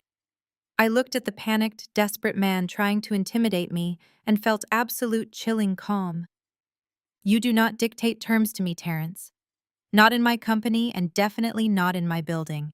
Catherine let out a loud, hysterical wail. William grabbed his chest, looking as though he might collapse right there on the kitchen tile. They were finally realizing the gravity of their situation. The $85,000 was gone. The second mortgage was real. The wealthy son-in-law was a complete fraud. And the daughter they had treated like a peasant for decades was standing between them and the only exit. Before Terence could make another move toward the door, the heavy metal handle turned from the outside. The thick door swung open inward, forcing Terence to stumble backward to avoid being hit. The heavy metal handle turned from the outside. The thick door swung open inward, forcing Terence to stumble backward to avoid being hit. A young waiter stepped into the pantry, balancing a large silver tray of empty champagne flutes. He froze his eyes, darting between my father-flushed face, my weeping mother, and Terrence's defensive posture. The waiter opened his mouth to apologize clearly, realizing he had interrupted a volatile family situation. I stepped forward, placed a hand on the edge of his silver tray, and smiled politely. We need this room for another few minutes. Please use the secondary prep station down the hall. The waiter nodded frantically, backed out of the pantry, and pulled the door shut. The heavy latch clicked, sealing us back into our private pressure cooker. Terence immediately lunged for the handle, desperate to follow the waiter out into the safety of the busy corridor. I slammed my palm flat against the metal door, holding it shut. You are not going anywhere, Terence, I stated, my voice sharp and commanding. We are not finished discussing Vanguard Logistics. You want to talk about elite networking. You want to talk about generational wealth. Let us break down exactly how you treat the people who actually work for you. Terence pressed his back against the wall, his breathing shallow. Olivia, do not listen to her, he pleaded, looking at my sister. She is trying to sabotage me. I have a massive deal closing tonight. My company is on the verge of a global expansion. I pulled a second document from my jacket pocket. It was a printed copy of the internal labor audit my team had conducted. I held it up for Olivia to see. Your husband is on the verge of a federal labor investigation, Olivia. I want you to look at this. It is a formal complaint filed with the State Labor Board just last Friday. It was submitted by the 4 senior software engineers at Vanguard Logistics. Olivia stared at the paper, her eyes scanning the highlighted sections. Her face, which had been contorted with anger just moments ago, began to slacken with genuine dread. They have not received a single paycheck in 16 weeks, I explained, enunciating every syllable. For 4 months, Terence has been lying to them. He told them the company was restructuring its payroll system. He promised them massive equity bonuses once the funding cleared. He exploited their labor to keep the servers running while he spent his remaining cash leasing luxury cars and buying you shiny dresses to maintain an illusion. That is standard startup procedure, Terrence shouted, though his voice wavered with panic. It is called sweat equity. Founders and early employees make sacrifices for the greater good of the company. When the funding hits, they will all be millionaires. I am making them rich. You are making them homeless, I fired back. 2 of your engineers are facing eviction because they believed your lies. And speaking of eviction, let us talk about your corporate headquarters. You bragged to my father about your premium office space in the financial district. You told him it was a hub of innovation. You failed to mention that the property management group served you with a formal eviction notice 3 days ago. You are 3 months behind on rent, Terrence. You owe your landlord over $40,000. William let out a choked gasp. He leaned heavily against the prep table, gripping the edge so hard his knuckles turned white. You told me you owned that entire floor, William said, his voice trembling with deep betrayal. You told me you purchased the commercial real estate outright. He lied to you, William. I said, not taking my eyes off Terrence. He lied to you about the real estate. He lied to you about his proprietary algorithm, which my analysts confirmed is just stolen open source code with a different logo slapped on the interface. He built a fraudulent company on a foundation of stolen work and unpaid labor. Catherine shook her head frantically, her hands pulling at her pearl necklace. No, no, this cannot be true. Terrence is brilliant. He was featured in a tech blog last year. He has connections. He paid for that feature, I corrected her. He hired a cheap public relations firm to place a sponsored article on a mid-tier blog. That is not brilliance, Mom. That is marketing. And right now his marketing budget is completely exhausted. I turned my attention back to Olivia. She was staring at Terrence, her chest heaving as the reality of her situation began to crush her carefully curated worldview. That silver dress you are wearing tonight, Olivia, I said softly. Terrence told the family chat that he bought it for you to celebrate this momentous occasion.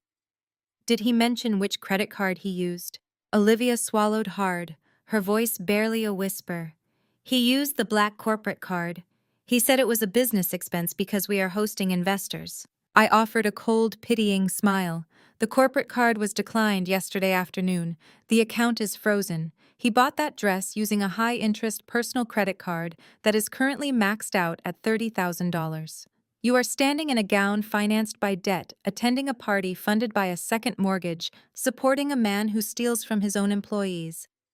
This is your high society, Olivia. This is the elite circle you told me I was not good enough to enter. Terrence grabbed his hair, pulling at the perfectly styled strands. Shut up. Just shut up. He looked at me, his eyes wide and completely unhinged. What do you want, Clara? What is your game here? You want a cut. You want equity. If you know so much about my company, you must know there is potential. If you introduce me to Harrison, if you help me secure this funding, I will give you a board seat. I will give you 30%. Just stop talking and help me close this deal. The sheer desperation of his offer was staggering. He was cornered, exposed, and utterly bankrupted, yet he was still trying to hustle. He still thought he could negotiate his way out of the slaughterhouse. I do not want your equity, Terrence, I stated with absolute finality. 30% of zero is zero. I am not here to negotiate with a fraud.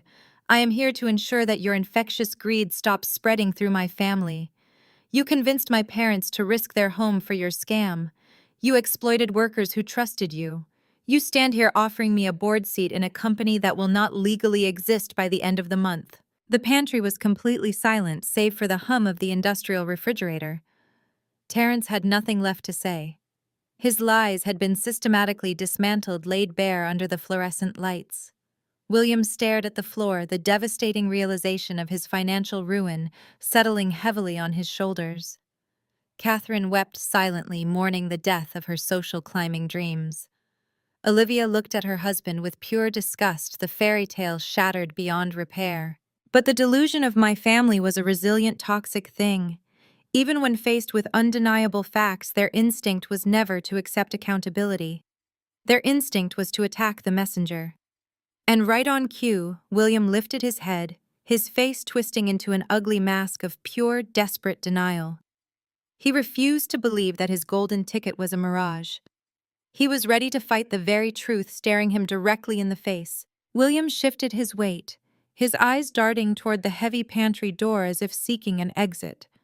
The collapse of his financial security was clearly still sinking in, but the instinct to protect his status remained stronger than his grasp on reality.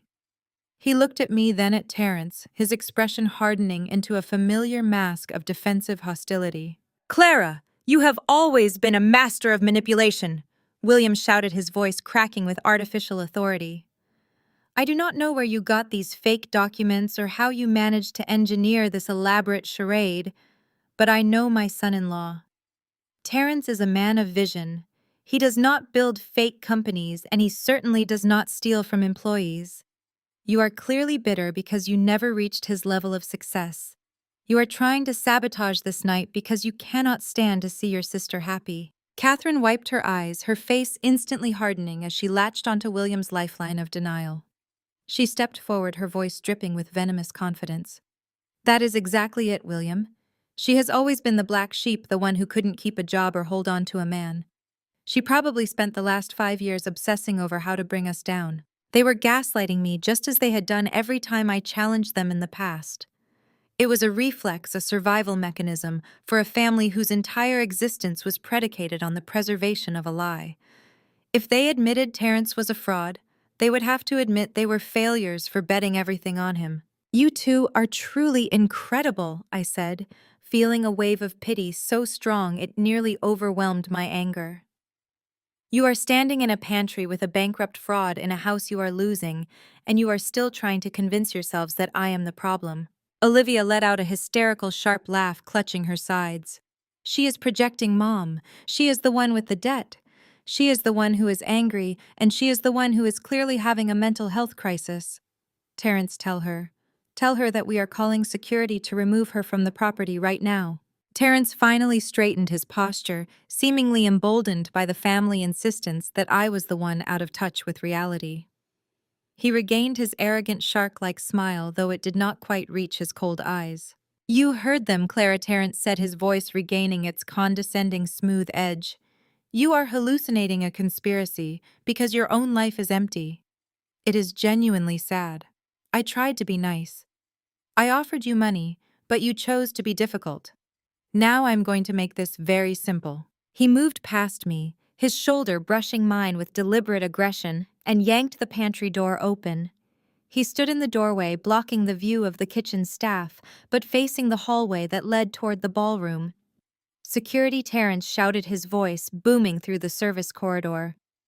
"I need security in the back hallway immediately.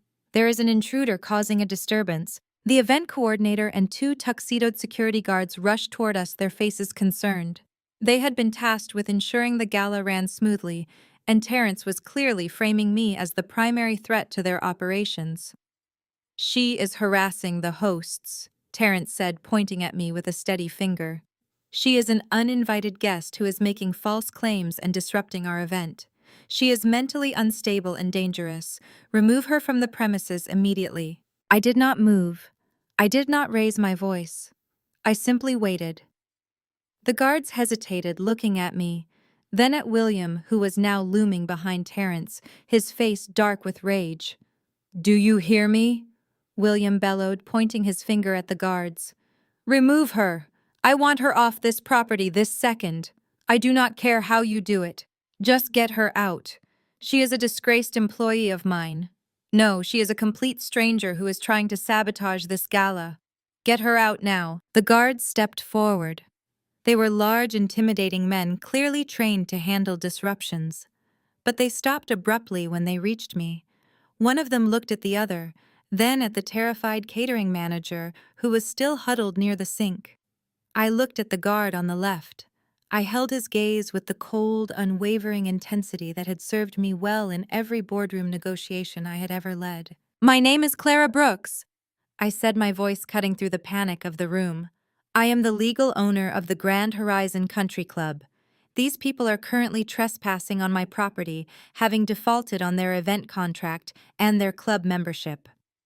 The security guards paused, their expressions shifting from duty to absolute confusion. They looked at William, who looked as if he might faint. "She is lying," Catherine screamed, clutching her throat. "How could she own this place? She is an assistant." I pulled a second document from my jacket. It was the official notice of transfer of ownership, signed and sealed, clearly indicating that Apex Capital was the sole entity in control of the club. "I am not lying, Mom," I said, "and the staff here has been notified of the change in ownership since early this afternoon." The lead guard pulled out his radio, his face turning serious. He muttered something into the collar of his shirt, then looked back at me, his demeanor respectful. "I'm sorry, Miss Brooks. We were not aware you were on site. We received orders regarding the ownership change, but we weren't expecting the principal to be here this evening." The entire pantry went deathly silent again, but this time the quality of the silence was different. It was the heavy, suffocating silence of total defeat. William sank down onto a plastic crate, his hands trembling violently. Catherine leaned against the wall, her eyes unfocused. Olivia was staring at me as if seeing a monster, her mouth open in a soundless scream. Terrence was the only one still moving. He was frantic, his eyes searching the room, his hands trembling. He looked at the guards, then at me, then at the door leading to the ballroom. He was still trying to find a way to make the deal happen, still trying to find a way to manipulate the outcome. "It is over, Terrence," I said. "There is no pitch. There is no investment. There is no bailout. You are done." William looked up at me, his eyes filled with a desperate, pathetic hope. "Clara, please. We didn't know. We thought we were doing the right thing for the family. We thought—" "You thought I was the easy target," I said. "You thought you could keep pushing me aside, lying about me and treating me like garbage because you believed I had no power. You were wrong." I looked at the security guards. "You have your orders. Clear the ballroom, escort these individuals off my property, and do not let them back inside. Ever." The guards nodded in unison, their presence now entirely aimed at the people who had spent their entire lives trying to make me feel small. "This is the end of your elite night," I said to my mother. "Enjoy the rest of your anniversary. It is going to be a very long, very quiet drive home." The security guards moved with cold, mechanical efficiency, their hands hovering near their belts. They were no longer the confused subordinates responding to a catering dispute. They were enforcing the will of the new owner. Terrence, realizing his last shred of authority had vanished, backed away until his heels hit the stainless steel counter. His face was a mask of sheer panic, sweat dripping into his eyes, ruining the carefully applied grooming he had meticulously prepared for his pitch to Harrison. Just as the lead guard reached for William's arm to escort him out the pantry door, the one leading directly into the heart of the gala burst open. It was not a staff member this time. It was Harrison. He strode into the cramped, bleach-scented space, his presence filling the room with an aura of untouchable power. Behind him walked the club's general manager, followed by the entire executive board of the Grand Horizon Country Club, all looking pale and visibly shaken. Harrison ignored everyone else, his gaze locking onto mine with the precise intensity of a laser. He didn't even glance at the struggling Terrence or the devastated Brooks family. He stopped 10 feet away and nodded curtly, the ultimate sign of respect from a man who usually commanded the room. "The transition is complete," Harrison announced, his voice vibrating with the kind of clarity that demanded absolute silence. "I have cleared the ballroom. The guests have been notified that the event is terminated due to a breach of contract regarding payment and code of conduct. The staff has been instructed to secure the premises under your new administration, Clara." The atmosphere in the room shifted from chaotic tension to total crushing finality. William let out a faint, strangled sound, half sob and half gasp, as he looked from Harrison to me. The reality finally tore through his defenses. He realized he hadn't just lost a party, he had lost his standing in front of the very titan he hoped would bankroll his retirement. Terrence, however, was in deep denial, his brain still clinging to the wreckage of his ego. He took a staggering step forward, his voice rising in a frantic, cracking falsetto. "Mr. Harrison, you don't understand. This is a misunderstanding. This company, Apex Capital, they're trying to ruin me. I have the pitch. I have the data. Just give me 5 minutes in the VIP lounge, please. Harrison finally turned his head, looking at Terrence as if he were looking at a cockroach he had accidentally stepped on. He didn't raise his voice. He didn't need to. The raw power of his indifference was far more devastating than any shout. I have reviewed your data, Terrence Harrison said, each word perfectly articulated and cold. It is fraudulent. Your logistics platform is a hollow shell and your business practices are a stain on the industry. I am here as a representative of Apex Capital to personally ensure that you never approach another legitimate investor again. You are not just being blacklisted, you are being investigated. Terrence slumped. The energy that had kept him upright, the fake swagger, and the narcissistic entitlement drained away instantly. He looked at Olivia, but she had turned her back on him, pressing her hands over her ears as if she could block out the reality of her husband's impending total destruction. She knew exactly what this meant. There would be no Hamptons vacation, no trust fund for their unborn child, no status in the country club. There was only the debt. My mother, Catherine, began to hyperventilate. She reached out trying to grab Harrison's sleeve, but a security guard stepped in, creating a physical barrier. You don't understand, she wailed, her mascara running down her cheeks, ruining the expensive facial she'd had done that morning. We are important people. We are pillars of this community. We booked this event for a special anniversary. You cannot do this to us. I walked over to the catering manager, who was still standing by the sink, completely stunned. Please ensure that all unpaid invoices for this evening's event are processed directly to the Brooks family account, I said, my voice cutting through Catherine's shrieks. If the account is overdrawn, initiate the legal recovery process immediately. The manager blinked, then nodded vigorously. Right away, Miss Brooks. I then faced my family. They looked small, fragile, and utterly broken in the harsh, unflattering light of the service pantry. The grandeur of the ballroom, the music, the sparkling wine, the adoring crowd felt a million miles away. Here in the belly of the club, away from the eyes of their peers, they were just ordinary, greedy people who had gambled their dignity on a lie. I looked at William. Your pride was your prison, Dad, I said. You were so desperate to hide the fact that I was successful that you let this man destroy your retirement. You didn't just lose your money, you lost your integrity. Then I turned to Olivia. You chose to marry a man who valued a fake watch over your sister's well-being. That isn't a failure of luck. That is a failure of character. Terrence tried to speak one last time, his voice a pathetic whimper. I can explain. I can... Harrison stepped into his space, his shadow looming over Terrence. There is nothing to explain. The authorities have been contacted regarding the misappropriated funds and the forged documentation. You should use your remaining time to speak with a criminal defense attorney, not an investor. The general manager stepped forward, his tone apologetic but firm. Mr. Brooks, Mrs. Brooks, Miss Brooks, or rather Mrs. Terrence, I must ask you to leave the premises immediately.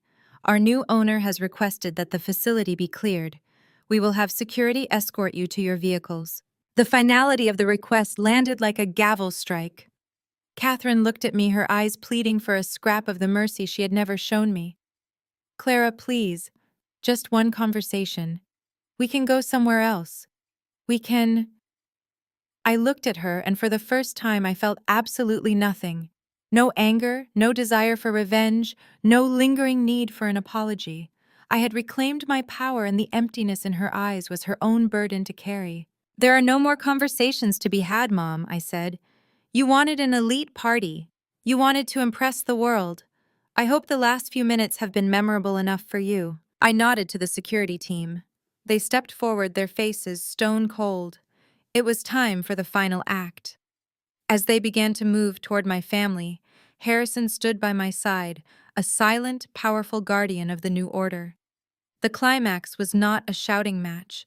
It was the quiet, cold realization that they had absolutely no power left in the face of the truth I had brought to light. They were being escorted out, and there wasn't a single thing they could do to stop the inevitable collapse of their world. The security team closed in, But William was still rooted to the spot, his desperation blinding him to the shifting power dynamics. He lunged forward, ignoring the guard's hand on his elbow, and threw himself in front of Harrison. His face, usually puffed with unearned pride, was now a mask of wet, pathetic supplication. "Mr. Harrison, please, you must listen!" William cried out, his voice cracking. "This is all a misunderstanding, Clara. She's just trying to cause trouble, because she's angry about her own failures. She has no authority here. We are the ones who organized this event. We are the ones who can offer you the networking opportunities you came for. Please just give Terrence the 5 minutes he requested. He has a brilliant revolutionary business model. You cannot walk away from a $10 million investment just because of a family spat." Terrence, emboldened by my father's groveling, crawled forward on his knees until he reached the hem of Harrison's tuxedo pants. He looked up, his eyes bloodshot and frantic. "Sir, I'm begging you. This is my entire career. I've put everything into Vanguard Logistics. If you pull out now, the board will lose faith. Just look at the projection charts again. They are legitimate. I swear. Clara is just bitter. She's always been jealous of my success because she's never achieved anything herself." I stood back watching the spectacle with a cold, detached fascination. It was incredible how little they understood. They were groveling before the very man who had spent the last 2 weeks systematically dismantling their fraudulent empire, convinced that if they just said the right words, they could reverse the inevitable. Harrison didn't even look down at Terrence. He took a deliberate, calm step backward to avoid being touched, his expression one of polite, icy disgust. "Mr. Brooks." Terrence Harrison said, his voice dropping into a tone that usually signaled the end of a hostile takeover. "I believe you are laboring under a profound misapprehension. You are not begging me for an investment. You are begging a man who already knows you are a criminal for a chance to continue your fraud." William paused, blinking rapidly. "What? A criminal? No. This is just business. Everyone bends the rules a little when they are starting out. You of all people must understand that. You are a billionaire. You must have done things like this when you were young. The audacity of my father to compare his pathetic, debt-fueled scams to the rigorous legal and highly successful operations of Apex Capital was breathtaking. I have never in my entire career engaged in the kind of systematic deception you have built your life around," Harrison replied. He looked over at me, his eyes softening slightly. "My firm operates on absolute integrity and verified data. Your son-in-law has presented nothing but lies. And you, Mr. Brooks, have acted as his willing accomplice, peddling a false image to lure people into financial ruin." Catherine joined the fray, her voice a shrill, hysterical plea that echoed against the stainless steel cabinets. "We can make this right. We have assets. We have property. We can offer you more equity.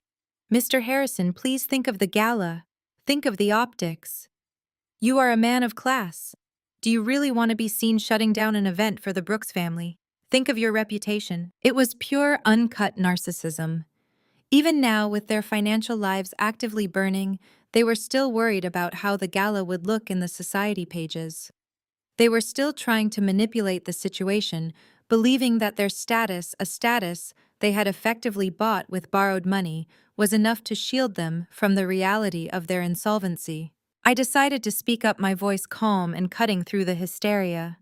"You aren't pitching an investor, Terrence. You are begging for a handout from the woman you tried to evict. You aren't asking for a business partnership, Dad. You are asking for a way to hide the fact that you have gambled away your family home for a party." Terrence snapped his head toward me, his face twisted in pure, unadulterated hatred. "This is all your fault, you miserable witch." He snarled, his mask of the successful tech visionary, finally and completely dropping. "You did this. You sabotaged my data. You poisoned Harrison's mind against me." "I didn't have to poison his mind, Terrence," I said, taking a step toward him. "Your own actions did that. Your own greed did that. Your inability to see that you are not the smartest person in the room did that." William stood up, his face purple, his voice rising to a shout that finally caught the attention of the staff in the hallway. "I am the patriarch of this family. You will not speak to your brother-in-law that way. Security, get her out. She's dangerous. She's clearly had some kind of psychotic break." Harrison checked his watch, his movements slow and deliberate. The general manager stepped forward, his tone final. Mr. Brooks, the security team is already waiting to escort you and your party off the premises. The gala is cancelled. Please leave quietly, or we will involve the local police to handle the trespassing violation. The finality of the statement hit them like a physical blow. The reality began to filter through the layer of ego and denial they had built around themselves for years. They realized the game was over. There would be no secret handshake, no miracle deal, no rescue from the clutches of debt. Terrence stood up, his knees shaking, and looked at me with a look of pure, agonizing defeat. He knew now. He knew that I wasn't just some disgruntled, low-level bookkeeper. He knew that I was the force that had systematically cut off every escape route he had ever had.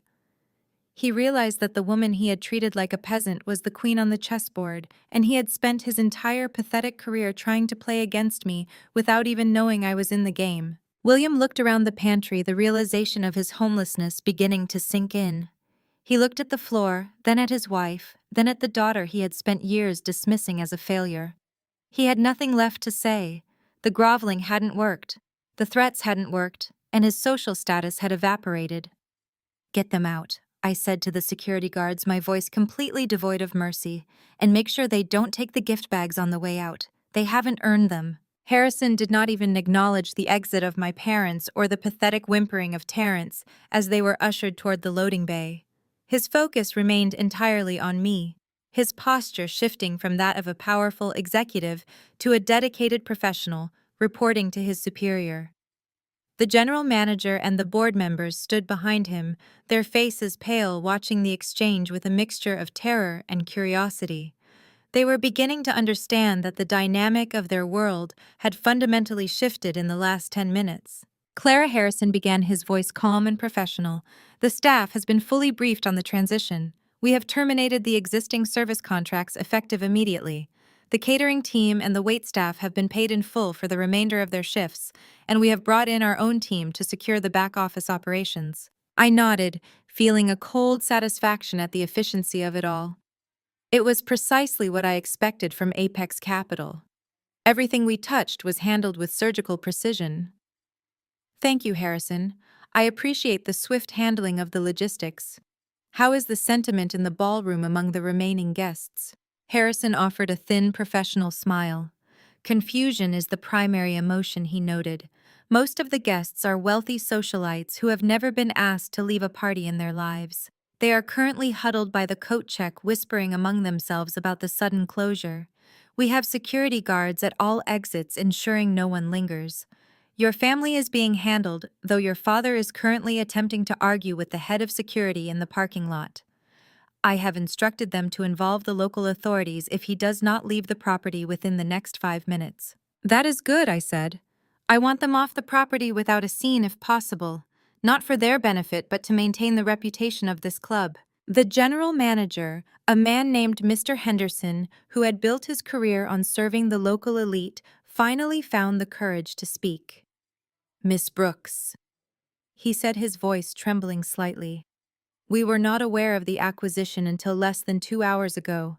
We have spent years cultivating relationships with the Brooks family. Are you certain about this decision?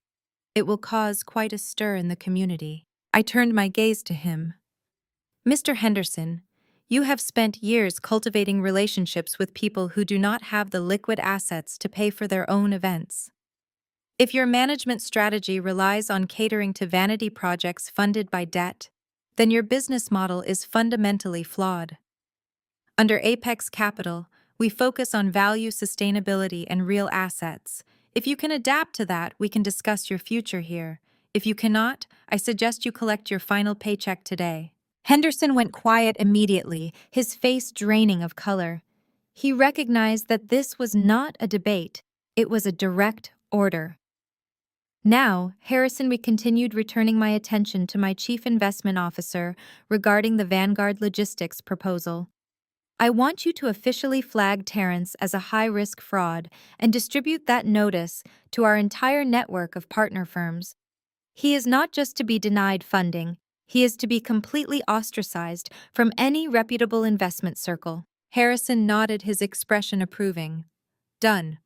My team has already drafted the notice. By tomorrow morning, he will find every door in the city locked against him. The board members, who were still standing near the door, looked at me with a mixture of fear and awe. They had clearly spent their entire tenure managing a club that catered to the whims of wealthy socialites. They were not accustomed to the brutal, efficient logic of a multi-billion-dollar private equity firm. "Miss Brooks," one of the board members ventured, "what are your long-term plans for the club? We have several charity events scheduled for the remainder of the quarter." I turned to look at the room, seeing it not as a social playground, but as a strategic asset. "We will be reevaluating every existing contract," I said. "If an event does not align with our profitability goals, it will be canceled. If a member does not meet our new financial criteria, their membership will be revoked. This club will become a profitable enterprise, not a stage for people to act out their fantasies of wealth." Harrison looked at the group of board members. "You heard her. Start gathering all the financial records from the last 5 years. Everything. Every expense, every membership fee, every vendor invoice. We will be conducting a comprehensive audit starting tomorrow morning." The board members scrambled to comply, disappearing down the hallway toward the administration office. They understood the gravity of their situation. Apex Capital did not come to play golf. They came to analyze, optimize, and dominate. I walked out of the service pantry and into the main corridor, Harrison walking one step behind me. The hallway was empty now, the catering staff having been cleared out. We reached the grand double doors leading to the ballroom. I pushed them open. The massive space, once filled with the laughter and chatter of 100 guests, was now silent. The beautiful table arrangements, the half-empty glasses of wine, the expensive napkins crumpled on chairs, it was a ghost town of ruined plans and shattered pride. This was the room where my parents had intended to celebrate their status and show off the son-in-law who was supposed to make them rich. Instead, it was now just a room that belonged to me. I walked to the center of the dance floor, my heels clicking on the hardwood. It was an incredibly powerful feeling, standing in the middle of a place that had served as the theater for my family's years of exclusion and judgment, and realizing I had finally completely taken the stage away from them. "You handled that perfectly," Harrison said, stopping beside me. "They never stood a chance." "They never did," I agreed. "They were so focused on the image of success that they never bothered to look at the foundation. They built their house on sand, and tonight the tide finally came in." I looked at the grand piano in the corner. I had spent most of my childhood watching these people pretend to be something they weren't. I had watched them judge me, ignore me, and eventually discard me, all while I was quietly working harder and smarter than any of them could ever conceive. Tonight wasn't just about the club. It was about the last 10 years of being erased. It was about every missed birthday, every derogatory comment, every time they had looked at me and decided I wasn't enough. I wasn't enough for their picture-perfect world. Well, that world was gone, and I was the one holding the gavel. "What about the media?" Harrison asked. "They are already camping outside the gates. The story about the canceled gala is going to be everywhere by dawn." "Let them have the story," I said. "I have nothing to hide. If they want to know why a gala was canceled, let them report the truth. Let them report that the owners were bankrupt, the son-in-law was a fraud, and the daughter they excluded was the owner of the building all along." Harrison grinned. "That is going to be one hell of a headline." I turned back to him. "Let us go, Harrison. I have seen enough of this place. I have a firm to run, and the world does not stop because my parents lost their social standing. We have work to do." Section 17, 1,000 words. The lobby of the Grand Horizon Country Club was no longer a place of celebration. It had transformed into a sterile zone of forced evacuations. As Harrison and I crossed the threshold from the ballroom back into the main foyer, the atmosphere was thick with the stench of panic. My parents, Olivia and Terrence, were still huddled near the coat check, surrounded by security. They looked like refugees from a world they no longer controlled. The moment Terrence saw us, he broke away from the guards. His face was a map of desperation, eyes darting, his breathing ragged. He sprinted toward Harrison, completely ignoring the fact that he was currently being manhandled by a member of the club's security. "Mr. Harrison, please. There is a huge misunderstanding here. Clara is using her authority as the property owner to manipulate the board of directors. She's threatened them. You don't have to listen to her. We have the logistics platform, the projected growth charts, the future of the supply chain in the palm of our hands. Just give me 60 seconds. Just 60 seconds to show you the real numbers, not the ones she's poisoned your mind with. I stopped walking and turned to face him. I didn't say a word. I simply stood still, my hands resting lightly in the pockets of my charcoal suit. The sheer naked desperation in Terrence's voice was the sound of a man realizing his reality had completely dissolved. Harrison stood firm, his expression bored. He glanced at his watch as if he had somewhere much more important to be. Terrence, he said, his voice quiet but carrying clearly through the foyer. You seem to be under the impression that this is a negotiation. It is not. You have been blacklisted. Your company is being liquidated. I am here as a professional courtesy to the new owner to inform you that your presence on this property is now a criminal matter. Terrence stopped dead. The word liquidated seemed to paralyze him. He looked at Olivia, his mouth hanging open, but she didn't meet his eyes. She was staring at the marble floor, her body trembling. The expensive silver dress she had bragged about was now merely a shroud for the embarrassment she was suffering. My father William shuffled forward. His voice wasn't the boisterous, arrogant boom of the previous hour. It was the whimper of a man who had finally realized he had bet his house on a ghost. Clara, he began, his voice breaking. We are your family. You cannot throw us out like this. We did everything we could for Olivia. We wanted to see her have a good life. Surely there is some arrangement we can make to keep the club membership. We have been members for 20 years. I looked at my father, the man who had taught me that status was the only currency that mattered.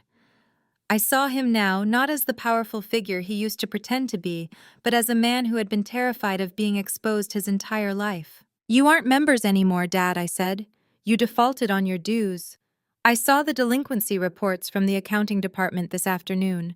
Your membership was revoked because you stopped paying 6 months ago. You've been living in this building as guests, not as owners, pretending to be people you haven't been for a long, long time. My mother, Catherine, let out a sharp, hysterical sob. This is all your fault, Clara. You did this. You planned this entire night to watch us crumble. You were always the cold one, always so calculating, always so distant. We should have known you would turn out like this, ungrateful and vindictive. I turned my back on her. Her insults no longer touched me. They were merely the background noise of a failing attempt to preserve a dead identity. I gestured toward the front entrance where a row of black cars awaited. Terrence, I said, looking over my shoulder, I am going to make this very clear one last time. You are not receiving a single cent from Apex Capital. Your pitch is rejected. Your company is a fraud. And if you ever attempt to contact a member of my firm again, the next voice you hear will not be mine, but that of a federal investigator. Do you understand? Terrence looked at me, and for a fleeting second the rage vanished, replaced by the hollow realization of a total loser. He finally understood that he had lost the game before he even sat down at the table. He didn't speak. He just turned his head hanging low and walked toward the exit without looking at my parents. Olivia lingered for a moment looking at me. Her expression was complicated, a mix of rage, confusion, and a terrifying realization that her life of ease was gone. You have nothing to be proud of, she whispered. You destroyed your own family, just to feel powerful. I am not the one who destroyed this family, I said, looking at the parents who had spent my life ignoring me. I am just the one who turned on the light. As they walked out the front doors, the silence that returned to the foyer was absolute. The grand, expensive chandeliers seemed to dim, no longer reflecting the arrogance of my family, but rather the quiet, firm reality of my ownership. I stood there, Harrison at my side, as the doors closed behind the people who had defined my life by everything they denied me. The power shift was so complete, so total, that there was no room for any further argument. The drama of the night was effectively over, and in its place was a hard, cold, liberating truth. I was finally the architect of my own world, and the foundation was solid. The heavy mahogany doors of the foyer remained closed, but the echoes of my family's exit still vibrated in the air. William was leaning against a marble pillar, his face gray and slack, staring at nothing. Catherine was sitting on a velvet bench, her hands trembling so violently She had to clench them into fists to hide it. Olivia remained standing, but she looked like a statue, lifeless and utterly defeated. They were trapped in the space they had once treated as their own private kingdom, now discovering that their kingdom had been annexed. I walked over to the concierge desk and picked up a thick legal folder I had left there earlier. I didn't need to check the contents. I had memorized the figures long ago. I approached the group slowly, my footsteps muffled by the heavy rug. "You seem confused about why you are all still here," I said, my voice cutting through their collective shock. "You think that because you are leaving the building, the storm has passed. It hasn't. The bank that held the mortgage on your home and the various personal loans you used to subsidize this lifestyle didn't just close their doors. They sold their debt portfolios to a subsidiary of Apex Capital." William looked up, his eyes bloodshot and watery. He tried to speak, but only a dry rasp emerged.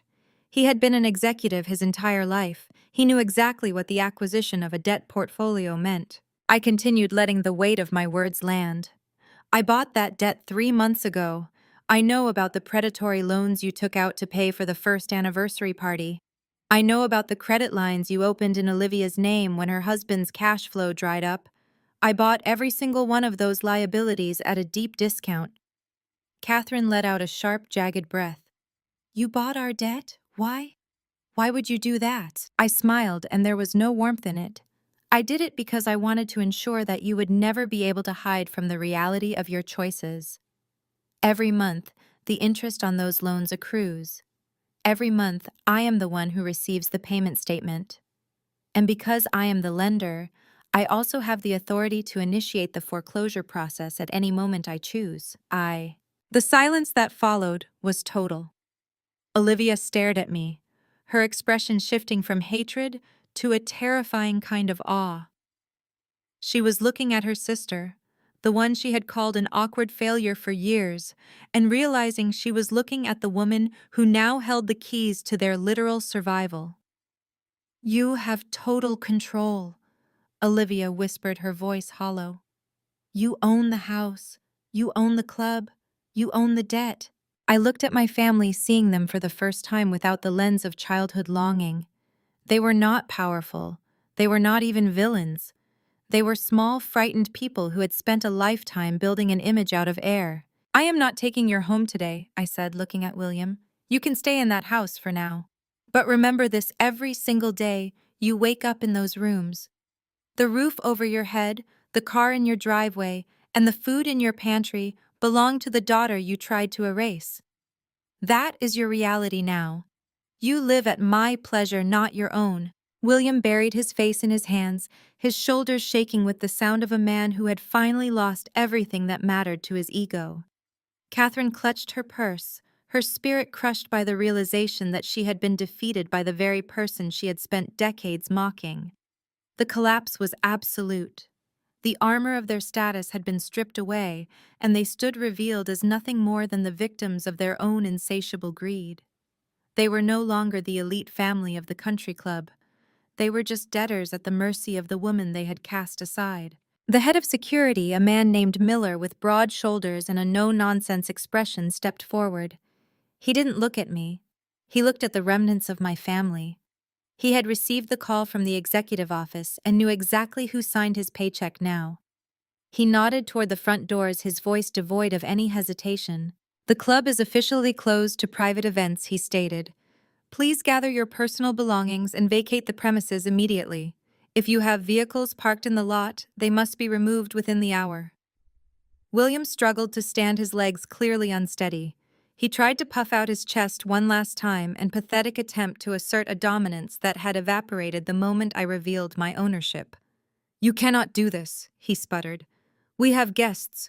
We have social obligations." "The guests are already being escorted to their cars by my team," Miller replied, his hand resting firmly on his radio.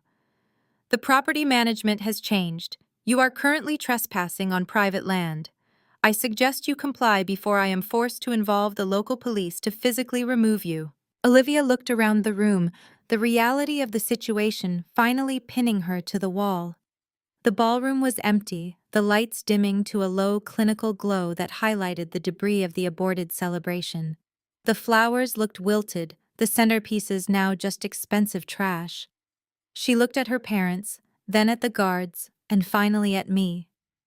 She seemed to be searching for some secret signal, some way to turn back the clock to the arrogance she had worn like a crown only an hour before. Finding none, she turned and started walking toward the service exit. She didn't look at her husband, who was still slumped on the floor, nor at her mother, who was staring blankly at the wall. I watched as the guards guided them toward the exit. It wasn't the dramatic, chaotic spectacle they had feared. It was something far worse.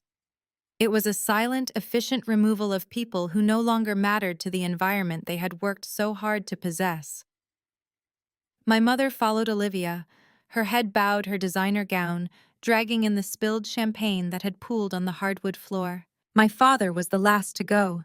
He stopped at the threshold of the lobby, looking back at the room one final time.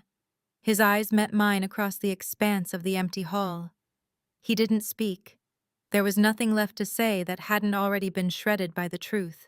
He turned and walked into the night, the heavy doors closing behind him with a final echoing thud. The Grand Horizon Country Club was quiet again. I stood alone in the center of the foyer, the air finally clear of their suffocating vanity. The space was mine. The night was mine. The future was mine. Section 21,000 words. I returned to the penthouse just after midnight.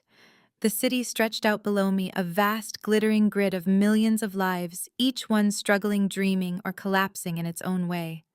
From this height, the chaos of the country club felt like a memory from a different life. I stood by the floor-to-ceiling windows, my charcoal suit jacket discarded on the sofa, holding a glass of vintage scotch I had promised myself as a reward for the day's work. The silence of the penthouse was not the oppressive, heavy silence of my childhood home. It was the peaceful, earned silence of total autonomy. I had successfully dismantled the illusion my family had spent decades constructing. They had bet their entire future on a fraudulent son-in-law and an image of prestige that was entirely hollow. Now they were left with the cold, hard reality of their own making. News of the gala's abrupt end had already hit the local news cycles.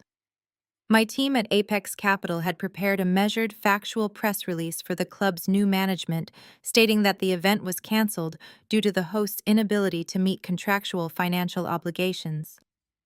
It didn't mention my family by name, but the local business journals were already making the connection between William Brooks's recent professional disgrace and his sudden public eviction.